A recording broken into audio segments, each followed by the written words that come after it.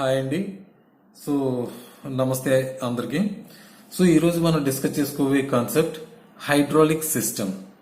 So ఈ hydraulic సిస్టంలో బిఫోర్గా fluid power అంటే ఏంటో మనం తెలుసుకుందాం. సో ఫ్లూయిడ్ అంటేనే లిక్విడ్ గ్యాసెస్ కాబట్టి, లిక్విడ్ అంటే హైడ్రాలిక్ కాబట్టి మనం ఇక్కడ ఫ్లూయిడ్ పవర్ గురించి డిస్కస్ చేసుకుందాం ఇక్కడ. సో ఫ్లూయిడ్ పవర్ అంటే ఏంటి? Generally it is the technology and దీని మెయిన్ ఫంక్షన్ ఏంటి? జనరేషన్ అంటే పవర్ జనరేషన్ లా. సో జనరేషన్ అనేది జరుగుతుంది and controlling and transmission of forces and moment of mechanical element through a fluid media. Okay, so ఆ fluid అనేది ఏంటి? ఇక్కడ జనరల్లీ ఆయిల్స్ అనేది తీసుకోవటం అనేది జరుగుతుంది. సో జనరల్లీ ఆయిల్స్ అనేది తీసుకోవటం అనేది జరుగుతుంది. సో ఎందుకు ఆయిల్ అనేది ఇక్కడ మనం తీసుకుంటాం ఇక్కడ హైడ్రాలిక్స్ లో? Because of high pressurised liquid. Okay, ఎక్కువ ప్రెషర్ అప్లికేషన్ ఉంటుంది కాబట్టి ఇక్కడ ఆయిల్స్ అనేది ఇక్కడ మనం తీసుకుంటాం. Okay, right. సో ఇక్కడ ఫ్లూయిడ్ పవర్ లో లిక్విడ్ గ్యాసెస్ రెండింటిని కలిపి ఫ్లూయిడ్ అని అన్నాం. ఓకే, సో ఈ లిక్విడ్ లో హైడ్రాలిక్ పవర్ గా మనం తీసుకుంటాం, గ్యాసెస్ లో న్యూమాటిక్ పవర్ గా ఇక్కడ మనం తీసుకోవటం అనేది జరుగుతుంది. సో హైడ్రో అంటే ఏంటి? వాటర్. న్యూమాటిక్, న్యూమా అంటే air or gases. Okay, so అందుకని ఇక్కడ హైడ్రాలిక్ పవర్ గానీ ఇక్కడ న్యూమాటిక్ పవర్ గా తీసుకోవటం అనేది జరుగుతుంది. సో ఇక్కడ హైడ్రాలిక్ పవర్ లో ఇప్పుడు మనం ఆల్రెడీ చెప్పాం ఏంటి? ఆయిల్స్ అనేవి ఆయిల్ ఆఫ్ హైడ్రాలిక్స్ అనేది తీసుకోవటం అనేది జరుగుతుంది. ఆయిల్ హైడ్రాలిక్స్ అనేది తీసుకోవటం అనేది జరుగుతుంది. ఓకే, ఎందువల్ల? హై ప్రెజరైజ్డ్ లిక్విడ్ కాబట్టి. ఓకే, సో ఇక్కడ ఏంటి? న్యూమాటిక్ పవర్ లో న్యూమా అంటే ఎయిర్ కాబట్టి ఇట్స్ ద కంప్రెస్డ్ ఎయిర్ అనేది ఇక్కడ జరుగుతుంది. ఇలా జరగటం వల్ల జనరేషన్ అనేది ప్రాసెస్ అనేది జరుగుతుంది ఇక్కడ. Okay, right. ఓకే, సో ఇప్పుడు చూడండి. సో హైడ్రాలిక్ సిస్టమ్ గురించి మనం డిస్కస్ చేసుకోవాలి కాబట్టి సో ఈ హైడ్రాలిక్ సిస్టమ్ ని ఒక 2 టైప్స్ ఆఫ్ సిస్టమ్స్ గా మనం క్లాసిఫై చేయాల్సి ఉంటుంది. సో అవి ఏంటంటే అవి హైడ్రోస్టాటిక్ సిస్టమ్ అండ్ హైడ్రోకైనెటిక్ సిస్టమ్ గా మనం తీసుకోవటం అనేది జరుగుతుంది. ఓకే, సో ఇప్పుడు what is hydrostatic and what is kinetic system అనేది ఇప్పుడు ఒకసారి చూద్దాం. సో దీంట్లో ఈ హైడ్రోస్టాటిక్ సిస్టమ్ లో 2 ప్రైమరీ యూనిట్స్ అనేవి ఉంటాయి ఇక్కడ. ఓకే, ఈ 2 ప్రైమరీ యూనిట్స్ అనేవి ఏంటంటే అవి ట్రాన్స్మిటింగ్ ఒకటి అండ్ రిసీవింగ్ అనేవి 2 ప్రైమరీ యూనిట్స్ అనేవి ఉంటాయి. సో ఇక్కడ ట్రాన్స్మిటింగ్ అనేది another name pumping unit, receiving unit కి అదర్ నేమ్ మోటార్ యూనిట్ అని అంటాం ఇక్కడ. ఓకే, ఈ హైడ్రోస్టాటిక్ సిస్టమ్ ని 2 ప్రైమరీ యూనిట్స్ గా తీసుకుంటాం ఇక్కడ. ఓకే, సో ఈ 2 ప్రైమరీ యూనిట్స్ అనేవి ఏంటి? First one transmitting unit or pumping unit అని అంటాం. అంటే ట్రాన్స్మిట్ చేయడానికి ఏంటి ఉపయోగపడుతున్నాయి? సో జనరల్లీ పంప్స్ అనేవి ఉపయోగపడతాయి కాబట్టి సో దీన్ని ప్రైమరీ యూనిట్ గా తీసుకుంటాం. అండ్ అగైన్ సెకండ్ వన్ ఏంటి? Receiving are motor unit. Okay, receiving and are motor unit గా మనం తీసుకుంటాం. సో ఇక్కడ ఫంక్షన్ ఏంటి? ఫస్ట్ పంపింగ్ యూనిట్ ఫంక్షన్ ఏంటి ఇక్కడ? సో ఈ పంపింగ్ యూనిట్ అనేది it's converts mechanical output of and electrical generator into hydraulic ఎనర్జీగా కన్వర్ట్ చేయడానికి సో ఇక్కడ పంపింగ్ యూనిట్ అనేది ఉపయోగపడుతుంది. ఓకే, అండ్ మోటార్ యూనిట్ యొక్క ఫంక్షన్ ఏంటి ఇక్కడ? సో హైడ్రాలిక్ ఎనర్జీని so it's converts into mechanical work గా కన్వర్ట్ చేయడానికి సో ఇక్కడ మోటార్ యూనిట్ అనేది ఇక్కడ ఉపయోగపడుతుంది. ఓకే, సో వీటిని హైడ్రాలిక్ స్టాటిక్స్ గా 2 ప్రైమరీ యూనిట్స్ గా మనం తీసుకోవటం అనేది జరుగుతుంది. ఓకే, యాక్చువల్ గా హైడ్రాలిక్ సిస్టమ్ అనేది ఏంటి? So it is the connection or the combination of so number of primary units and mechanical equipments and piping system, that means assembly of.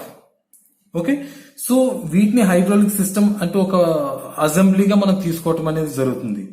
Okay, so ఈ system లో piping connection అనేది ఎక్కడైతే ఉంటుందో, for example mechanical equipments. ఇక్కడ ఏంటి? Mechanical equipments అనేవి different types of mechanical equipments అనేవి ఉన్నాయి అండ్ ఇవి లైన్స్ అనేవి piping system. Okay, and piping system and power transmission చేయడానికి ఏ అదర్ డివైజెస్ అనేది యూజ్ అవుతున్నాయో సో వీటన్నిటిని కలిపి హైడ్రాలిక్ సిస్టమ్ అని అంటాం.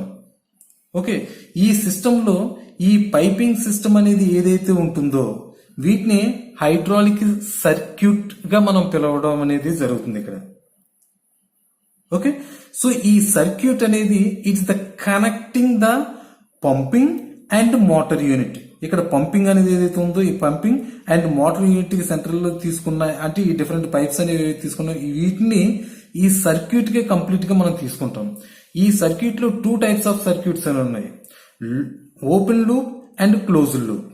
సో జనరల్ గా ఇలాంటి కండిషన్ లో ఈ హైడ్రాలిక్ సిస్టమ్ లో క్లోజ్డ్ లూప్ సిస్టమ్ అనేది మనం తీసుకోవటం అనేది జరుగుతుంది. ఓకే, ఎందుకనేది చూద్దాం ఒకసారి మళ్ళీ. అగైన్ హైడ్రోకైనెటిక్స్. సో ఇక్కడ కూడా 2 బేసిక్ యూనిట్స్ అనేవి ఉంటాయి ఇక్కడ. ఓకే, అవి ఏంటి బేసిక్ యూనిట్స్ అనేది? ఇంపెల్లర్ అనేది ఒకటి ఉంటుంది అండ్ ఆయిల్ టర్బైన్ రన్నర్ అనేది ఒకటి ఉంటుంది. సో ఇక్కడ ఇంపెల్లర్ అనేది దీని యొక్క ఫంక్షన్ ఏంటి? ఈ ఇంపెల్లర్ అనేది direct mounted in the driving shaft పైన మౌంటింగ్ అనేది చేయబడి ఉంటుంది. అదో ఆయిల్ టర్బైన్ రన్నర్ అనేది డ్రివెన్ షాఫ్ట్ పైన మౌంటింగ్ చేయబడి ఉంటుంది అనమాట ఇక్కడ. సో వీటి యొక్క ఫంక్షన్ ఏంటంటే ఈ లోపలికి ఎంటర్ అయిన ఆయిల్ అనేది between impeller and oil turbine runner ఈ రెండింటికి సెంటర్ లోనే ఈ పైపింగ్ సిస్టమ్ అనేది ఏదైతే ఉంటుందో ఈ పైప్ లో ఆయిల్ అనేది ట్రాన్స్మిటింగ్ అనేది జరగడం అనేది జరుగుతుంది. ఓకే, సో అది హైడ్రోకైనెటిక్స్ అనేది. And now components of hydraulic system. ఈ హైడ్రాలిక్ సిస్టమ్ యొక్క కాంపోనెంట్స్ ఏంటి? ఇది మెయిన్ ఇంపార్టెంట్. ఓకే, సో ఇక్కడ కాంపోనెంట్స్ అనేవి ఏంటంటే ఉన్నాయి ఇక్కడ. So oil tank, pump, filter, motor, pressure regulator and direction control valve, actuator and load.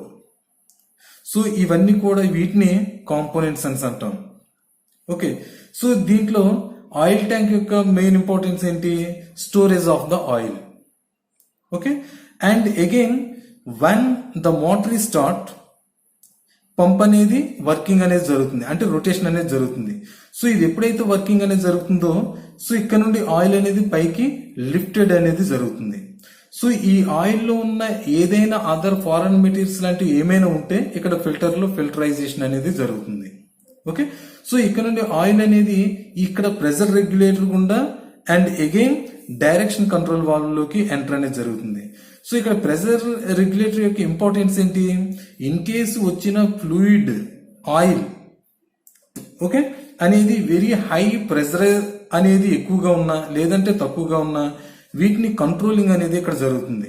So ఇక్కడికి ఎంత కావాలో ఎంత అమౌంట్ ఆఫ్ ప్రెషర్ కావాలి అనేది సో ఇక్కడ నుండి ఇక్కడ వరకు ట్రాన్సాక్షన్ జరగడానికి ఇక్కడ ప్రెషర్ రెగ్యులేటర్ అనేది యూజ్ చేయడం అనేది జరుగుతుంది. Okay, and again direction control valve. So ఇక్కడ నుండి వచ్చిన వాటర్ అనేది సో ఇక్కడ చూసారు 1, 2, 3 అని ఉంది. సో ఈ 1 దగ్గర మనం పెట్టుకుంటే కంప్లీట్ గా ఆఫ్ అనేది జరుగుతుంది.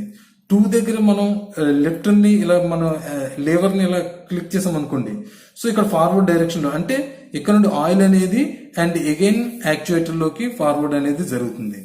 సో అదర్ దాన్ బ్యాక్ కి ఇలా రిటర్న్ చేసాం అనుకోండి 3 కి రిటర్న్ అనేది జరుగుతుంది. ఓకే, సో ఇప్పుడు వాటర్ ఇక్కడ నుండి తీసుకున్న ఆయిల్ అనేది దీంట్లోకి ఫ్లో అనేది జరుగుతుంది. ఓకే, సో ఇక్కడ ఫ్లో అయిన తర్వాత ఇక్కడ యాక్చుయేటర్ యొక్క మెయిన్ ఫంక్షన్ ఏంటి? ఇక్కడ convert the fluid power into mechanical power to do work. So ఈ విధంగా కన్వర్ట్ చేయడానికి ఇక్కడ యాక్చుయేటర్ అనేది యూజ్ అనేది ఉంటుంది ఇక్కడ. అండ్ అగైన్ రిటర్న్ లో వచ్చిన లిక్విడ్ అనేది and again direction control valve గుండా మళ్ళీ రిటర్న్ అయ్యి సో ఈ ఏదైతే లిక్విడ్ అనేది ఉంటుందో ఇది రిటర్న్ లో వచ్చి మళ్ళీ ఆయిల్ ట్యాంక్ లోకి రిటర్న్ అనేది జరుగుతుంది. Okay, so this is the main components of hydraulic system and different types of components. So okay, ఇక్కడ ఒకసారి చూడండి.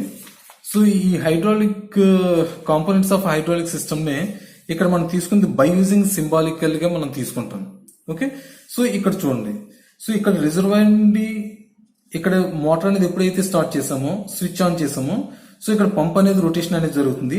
ఈ రిజర్వాయర్ నుండి ఆయిల్ అనేది త్రూ ఫిల్టర్ గుండా ఫ్లోయింగ్ అనేది జరుగుతుంది. ఇవన్నీ కూడా symbols. Okay, so through pump నుండి ఇలా వచ్చి సో ఇక్కడ ప్రెషర్ రెగ్యులేషన్ అనేది జరుగుతుంది. అంటే హై ప్రెషర్ లో ప్రెషర్ అంటే ఈక్వల్ ప్రెషర్ గా ఉండటానికి ఇక్కడ ప్రెషర్ రెగ్యులేషన్ అనేది జరుగుతుంది ఇక్కడ కంట్రోలింగ్ అనేది ఉంటుంది.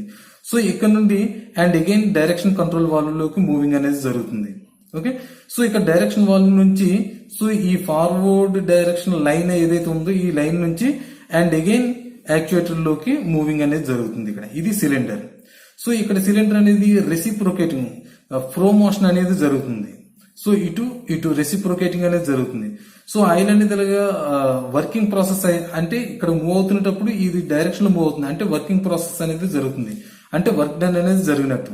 So and again at the end of the position ఇక్కడ వచ్చిన ఆయిల్ అనేది మళ్ళీ రిటర్న్ లైన్ గుండా and again direction control valve లోకి వస్తుంది, ఇక్కడ నుండి అండ్ బ్యాక్ టు రిజర్వాయర్ లోకి వస్తుంది. సో ఈ విధంగా మనం సింబాలికల్ గా మనం చూపించి ఎక్స్ప్లెనేషన్ అనేది ఇవ్వాలి. Okay, so this is the component of hydraulic system and hydraulic system, introduction of hydraulic system. So thank you friends, మీ అందరికి అర్థమైంది అనుకుంటాను. సో ప్లీజ్ లైక్ చేయండి, షేర్ చేయండి, సబ్స్క్రైబ్ చేయండి ప్లీజ్. సో ఏమైనా డౌట్స్ ఉంటే కామెంట్స్ లో పెట్టండి. Thank you friends.